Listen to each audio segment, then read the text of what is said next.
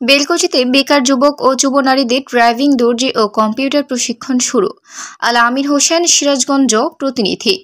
2025 ও 2026 অর্থ বছরের বেলকুচি উপজেলা পরিষদের রাজস্ব উন্নয়ন তহবিলের আওতায় বেকার যুবক ও যুব নারীদের দক্ষতা উন্নয়নমূলক প্রশিক্ষণ কর্মসূচি শুরু হয়েছে। রবিবার 2 নভেম্বর 2025 সকাল 10টায় বেলকুচি উপজেলা পরিষদ অডিটোরিয়ামে এই প্রশিক্ষণ উদ্বোধন করা হয়।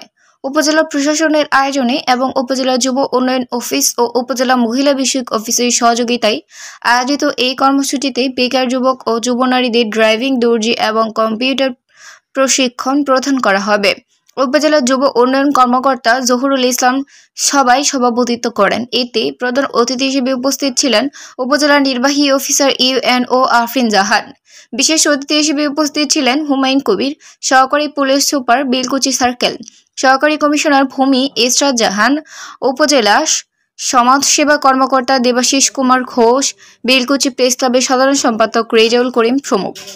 এই সময় বক্তারা বলেন, বর্তমান সরকার বেকারত্ব দূরীকরণের কাজ করছে এবং প্রত্যেক যুবক যুবতীকে দক্ষ জনশক্তিতে পরিণত করার জন্য প্রশিক্ষণ সবচেয়ে বড় বিনিয়োগ। প্রশিক্ষণ শেষে অংশগ্রহণকারীরা কর্মসংস্থান ও স্বনির্ভর হওয়ার সুযোগ পাবেন। এই প্রশিক্ষণ কর্মসূচিতে মোট 65 জন প্রশিক্ষণার্থী অংশগ্রহণ করেছেন।